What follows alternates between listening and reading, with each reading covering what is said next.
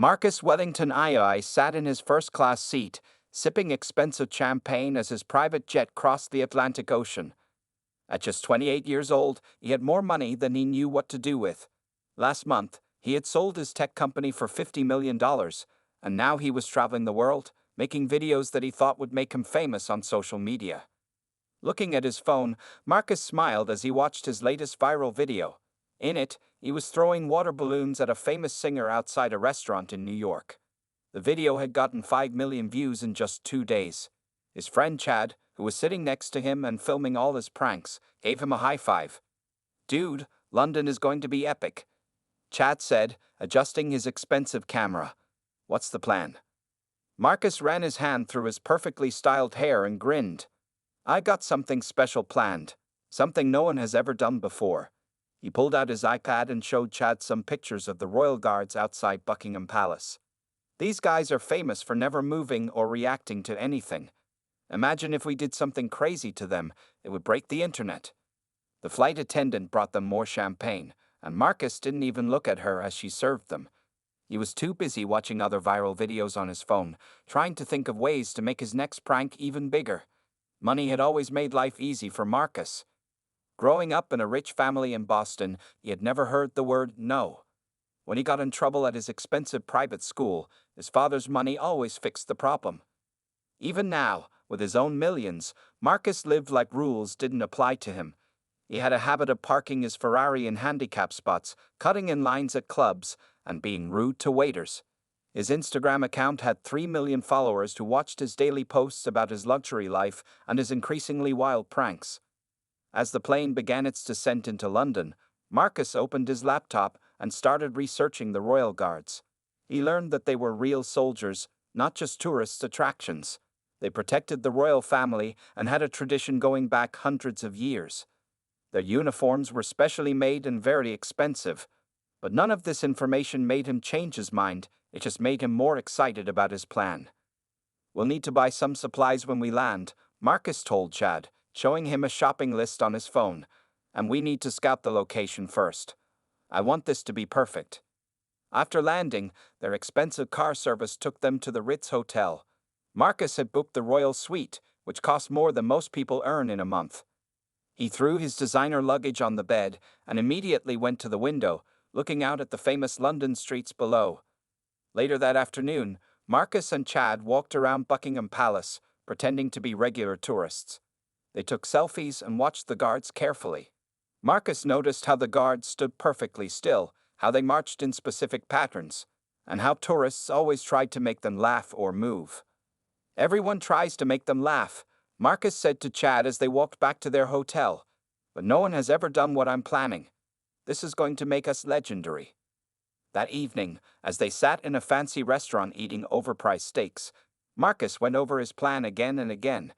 He ordered another bottle of wine and talked excitedly about how many views they would get. He imagined his follower count doubling, maybe even tripling after this prank. "Just think about it," he said, not caring that people at nearby tables could hear him. "Tomorrow, we're going to do something that will be talked about for years." Back in his hotel room, Marcus laid out his expensive clothes for the next day. He wanted to look perfect for his video. As he stood in front of the mirror, adjusting his gold watch, he had no idea that his next prank would change his life forever, but not in the way he hoped. Tomorrow would be the day Marcus Wellington II learned that some things in life can't be fixed with money, and some mistakes have consequences that last forever. The morning sun shone brightly over London as Marcus and Chad walked through the busy streets carrying their supplies. In Marcus's expensive leather backpack was a large container of neon pink paint. He had specifically chosen washable paint, thinking this would make his prank less serious. Chad carried his professional camera equipment, worth thousands of dollars. "Remember," Marcus whispered as they got closer to Buckingham Palace, "we need to wait until there are lots of people around. More witnesses means more views." He adjusted his designer sunglasses and checked his hair and his phone's camera. The palace gates were already crowded with tourists taking photos and videos of the famous royal guards. The guard they had chosen stood perfectly still at his post. His red uniform was spotless, his black boots shone in the sunlight, and his tall bearskin hat sat perfectly straight on his head. Marcus didn't know that the guard, Private James Miller, had served in Afghanistan before joining the Queen's Guard, or that he had spent 4 hours that morning preparing his uniform for duty. Marcus and Chad moved through the crowd like sharks circling their prey. They waited patiently, watching as other tourists posed near the guard for photos. Some people tried waving their hands in front of the guard's face, while others made funny faces, trying to make him laugh. But Private Miller remained completely still, as his training and duty required. "The crowd's getting bigger," Chad whispered, adjusting his camera settings. "It's perfect now." Marcus nodded and slowly took off his backpack. His heart was beating fast with excitement as he unzipped it and carefully took out the paint container. Several tourists nearby noticed what he was doing, but before anyone could react or stop him, Marcus rushed forward. "This is going to be epic," he shouted, lifting the container high above his head. Time seemed to slow down as he poured the bright pink paint directly onto the guard's head. The thick liquid splashed down, covering the tall bearskin hat and flowing down onto the ceremonial red uniform that had been worn proudly by generations of soldiers. For a split second, everything was silent. The pink paint dripped slowly down Private Miller's face and uniform, creating shocking streaks against the red fabric. Tourists stood frozen in shock, their phones and cameras capturing every moment. Marcus stood there with an empty paint container and a huge smile, certain he had just created the most viral video ever. Then everything happened at once. Private Miller, trained to handle threats to the royal family, moved with incredible speed. In one smooth motion, he stepped forward and grabbed Marcus's arm, twisting it behind his back in a perfect military hold. Marcus's expensive sunglasses fell and cracked on the ground as he was forced to his knees. "Ow, let go," Marcus shouted, his smile disappearing instantly. "It was just a joke. Don't you know who I am?" The crowd's shock turned to anger. People started shouting at Marcus, calling him horrible names and filming everything on their phones. Chad tried to run away with his camera but was stopped by two police officers who had been patrolling nearby. "You're under arrest," one of the officers said firmly, putting handcuffs on Marcus's wrists as Private Miller held him still. The pink paint was now dripping onto Marcus's expensive white shirt, staining it just like it had stained the historic uniform. More police officers arrived within minutes. The crowd had grown even larger, with hundreds of phones pointed at Marcus as he was led away. His face, which had been so confident moments ago, now showed fear as he realized this wasn't going to end like his other pranks. Inside the police car, Marcus heard people cheering as he was driven away from Buckingham Palace. His phone kept buzzing in his pocket with notifications. His prank video was indeed going viral, but not in the way he had planned. People were already sharing the videos and calling him the worst tourist in London's history. The police officers in the front seat were talking about the guard's uniform. Marcus learned that it was a historical piece, specially made with expensive materials and worth thousands of pounds. They also mentioned something about diplomatic incidents and maximum penalties, words that made Marcus's stomach turn. As the police car drove through London's streets, Marcus Wellington Aya began to understand that he had made a terrible mistake. This wasn't New York or Los Angeles, where his money and connections might help him. This was Britain, and he had just disrespected one of their most sacred traditions in front of hundreds of witnesses. His fun morning of pranking had turned into something much more serious, and this was only the beginning of his troubles. Marcus sat in the cold police station, still wearing his paint-stained designer clothes. His hands shook as he watched the small TV in the corner of the room. Every news channel was showing the video of him pouring paint on the Royal Guard. Even BBC News had interrupted their regular program to cover the story. "Your lawyer is here," a stern-faced police officer announced, opening the door to the interview room. Marcus's relief at seeing a familiar face quickly vanished when he saw his lawyer's angry expression. Robert Patterson was London's most expensive criminal lawyer, someone Marcus's father had called immediately after hearing about the incident. "Do you have any idea how serious this is?" Robert asked, dropping his expensive briefcase on the table. He pulled out his iPad and showed Marcus the growing social media storm. The videos of his prank had already gotten millions of views, but not the kind Marcus had wanted. People were calling him horrible names and demanding he be punished severely. "Look, I can pay for any damages," Marcus said, trying to sound confident. "The paint was washable. It's not a big deal." Robert shook his head slowly. "Not a big deal. That uniform you ruined is over 100 years old. It's an historical artifact. The bearskin hat alone costs thousands of pounds and is irreplaceable. But that's not even the worst part. The lawyer pulled up more news articles on his iPad. You didn't just assault a guard, you attacked a serving member of Her Majesty's Armed Forces at his post. This is being seen as an attack on British heritage and tradition. The American embassy has already released a statement condemning your actions. Marcus's face turned pale. His phone, which the police had returned, wouldn't stop buzzing. His Instagram followers were dropping by the thousands. Famous people he had partied with were posting messages saying they had never really been his friends. Even his favorite nightclubs in Los Angeles and New York were announcing that he was banned from entering. My dad can fix this, right?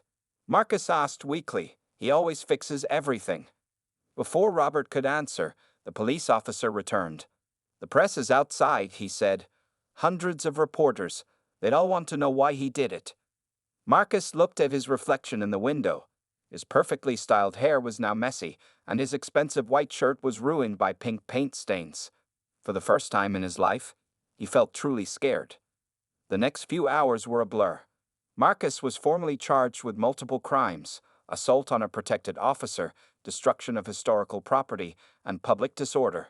The police took his fingerprints and mugshot, treating him just like any other criminal. Robert managed to get him released on bail, but the conditions were strict. Marcus had to surrender his passport and was not allowed to leave London until his trial. His father had to pay a huge amount of money as bail security. When they finally left the police station, the scene outside was chaos. Journalists from around the world were shouting questions. Why did you attack the guard?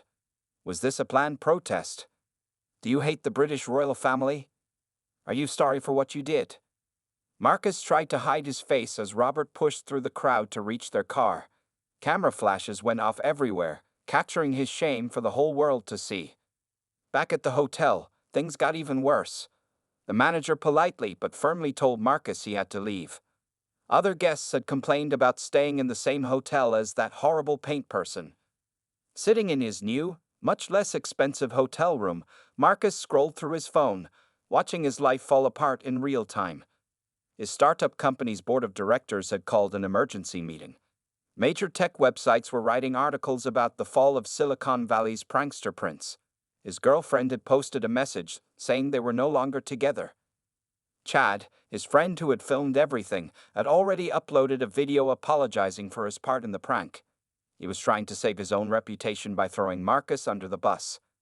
As night fell over London, Marcus Wellington II, who had woken up that morning as a celebrated young millionaire, went to sleep as one of the most hated people on the internet. And this was only the beginning of his problems. Tomorrow, you would have to face the British legal system, which was not known for being gentle with people who disrespected their traditions. 2 weeks after the paint incident, Marcus stood in the famous Old Bailey courthouse in London. He wore his most expensive suit, but it couldn't hide how tired and worried he looked. Dark circles under his eyes showed that he hadn't been sleeping well. His once perfect hair was messy, and he had lost weight from stress. The courtroom was packed. Journalists from around the world sat in the gallery, their pencils ready to record every detail. Private James Miller, the guard he had attacked, sat quietly in his perfect uniform. The pink paint had ruined his original uniform completely. The museum experts had said it was damaged beyond repair. All rise, the court officer called out as Judge Elizabeth Blackwood entered the courtroom. She was famous for being strict with people who disrespected British traditions. Marcus's lawyer had warned him that this was very bad news for his case. Marcus Wellington II, Judge Blackwood said, looking at him severely over her glasses, "You are charged with assault on a member of Her Majesty's Armed Forces, destruction of historical property, and public disorder. How do you plead?" Marcus's voice shook as he answered, "Guilty, Your Honor." His lawyer had told him that pleading guilty was his only hope for a lighter sentence. There was no point in fighting the charges. Hundreds of videos showed exactly what he had done. The prosecutor stood up and began describing Marcus's crime. He showed the court videos from different angles, including ones Marcus had never seen before. The judge watched with a stern face as the pink paint splashed over the guard's uniform. This uniform, the prosecutor said, holding up photos, was over 100 years old. It survived 2 world wars, only to be destroyed by the defendant's childish prank. The bearskin hat alone was worth £4,000, and it was part of our national heritage. Marcus's lawyer tried his best to help. He talked about how Marcus was young and foolish, how he had never been in trouble with the law before, and how he was very sorry for what he had done. He offered to pay for all the damages and make a large donation to the Royal Guards charity. But then Private Miller stood up to give his statement. The whole courtroom went quiet as he spoke. "I served in Afghanistan for 3 years," he said in a clear, strong voice. "Wearing that uniform was the proudest moment of my life. Every morning, I spent 4 hours preparing it, making sure every button shone and every crease was perfect. When that paint hit me, I felt like someone had attacked not just me, but everything that uniform stands for, hundreds of years of tradition and service." Marcus looked at the floor, unable to meet Private Miller's eyes. For the first time, he truly understood what he had done. This wasn't just about ruining a uniform. He had disrespected a soldier and everything he stood for. Judge Blackwood was ready to give her decision. The courtroom was so quiet you could hear a pin drop. "Mr. Wellington," she said, "your actions show a complete lack of respect for this country's traditions and institutions. You treated a serving soldier like a prop for your entertainment. Money cannot fix everything, as you are about to learn." The judge listed his punishments: a fine of £100,000 to be paid immediately, 200 hours of community service, and a suspended prison sentence of 1 year. This meant that if Marcus got into any trouble in the next year, he would go straight to prison. But the worst punishment came last. Furthermore, Judge Blackwood continued, "You are banned from entering the United Kingdom for the next 10 years. You will leave this country within 48 hours of paying your fine." Marcus felt his legs go weak. His lawyer had warned him this might happen, but hearing it become real was different. He would never be allowed to visit London, Edinburgh, or any part of Britain for a decade. As the judge left the courtroom, reporters rushed to send out the news. Within minutes, #JusticeIsServed was trending on Twitter.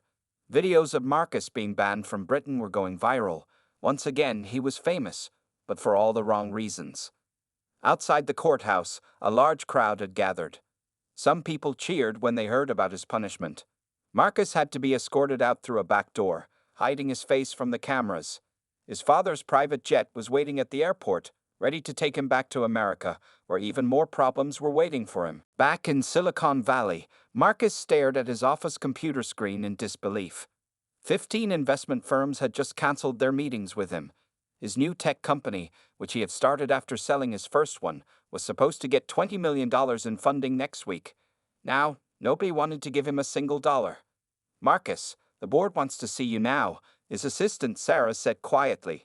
She had been avoiding eye contact with him ever since he returned from London. The whole office felt different.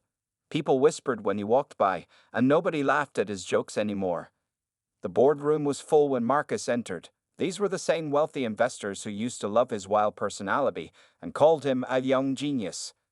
Now they sat with serious faces, looking at papers spread across the big table. "Marcus, take a seat," said Richard Chen, the head of the board. "We've called this emergency meeting to discuss your position as CEO." He held up a tablet showing news headlines about the London incident. "Our company has lost 3 major clients this morning. Nobody wants to work with the paint guy." Marcus tried to defend himself. "Look, it was just one mistake. People will forget about it in a few weeks. Remember when that other tech CEO had that scandal? Everyone forgot about that." "This is different," said Janet Moore, another board member. She showed him more bad news on her laptop. "Tech magazines are writing articles calling you Silicon Valley's biggest embarrassment. Major companies are publicly saying they won't do business with anyone connected to you. We've lost 40% of our value in just 3 days." The meeting got worse. The board voted to remove Marcus as CEO of his own company. They gave him a choice: resign quietly or be publicly fired. Even though he owned a lot of company shares, the board had the power to do this. They said having him as CEO was destroying the company's reputation. After the meeting, Marcus went back to his office to pack his things. His expensive awards and certificates seemed meaningless now. He picked up his 30 under 30 trophy from Forbes magazine. They had already removed him from their website's list of successful young entrepreneurs. His phone buzzed with more bad news. The famous tech conference where he was supposed to be a main speaker had canceled his invitation. 3 startup companies where he was an advisor asked him to step down. Even his favorite coffee shop in Palo Alto, where he used to hold business meetings, sent him a message asking him not to come back because other customers felt uncomfortable around him. At home, Marcus opened his laptop to check his emails. His inbox was full of messages from angry investors. They'd all said the same thing. They were pulling their money out of his projects. One message caught his eye. It was from a young entrepreneur he had been mentoring. "I looked up to you," the email said. "I thought you were proof that young people could make it big in tech. But now I see you're just another rich guy who thinks rules don't apply to him. Please don't contact me again." Marcus tried calling his tech friends, the same ones who used to invite him to exclusive parties and business meetings.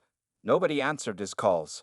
On social media, they were all posting about how they never really knew him and were shocked by his true character. Looking for some good news, Marcus checked his company's stock price. It had gone up 15% after the announcement that he was leaving. The market was actually happy he was gone. His phone buzzed again. TechCrunch wanted to interview him for an article titled "The Fall of Silicon Valley's Prankster Prince." That night, sitting alone in his expensive Silicon Valley mansion, Marcus ordered food delivery because he was too embarrassed to go to any restaurants. The delivery person recognized him and took a photo, which soon appeared on Twitter with the caption, "Delivering food to the paint guy, how the mighty have fallen." Marcus closed all the curtains and turned off his phone. His dream of being the next big tech leader was over. All the connections he had built, all the deals he had planned, all the respect he had earned in the tech world. Everything was gone because of one stupid prank in London. And the worst part was, this was just the beginning of his professional collapse. Tomorrow would bring even more cancelled meetings, lost opportunities, and closed doors. 1 month after losing his company, Marcus sat alone in his therapist's office. Dr. Sarah Chen's comfortable room was very different from the busy tech offices he used to spend time in. Outside, rain fell on the quiet San Francisco street, matching his sad mood. "How are you sleeping?" Dr. Chen asked, noticing the dark circles under his eyes. "I barely sleep at all," Marcus replied, his voice tired. "Every time I close my eyes, I see the pink paint falling. I see all those people's faces in the crowd, looking at me with hate." He hadn't shaved in days, and his designer clothes, once perfectly pressed, now looked wrinkled and worn. His phone lay silent on the table. Nobody called him anymore. His girlfriend Jessica had left him 2 weeks ago, posting a long message on Instagram about how she couldn't be with someone who showed such disrespect to others. The post got 50,000 likes. "Tell me about your family," Dr. Chen said gently. This made Marcus sink deeper into his chair. Last week, his parents had called a family meeting at their Boston mansion. Marcus had grown up in that house, surrounded by wealth and privilege. But when he walked in this time, everything felt different.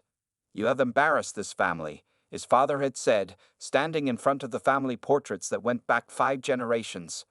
The Wellington name used to mean something in Boston society. Now, thanks to you, we're a joke. His mother couldn't even look at him during the meeting. She had been disinvited from 3 charity boards because of his actions.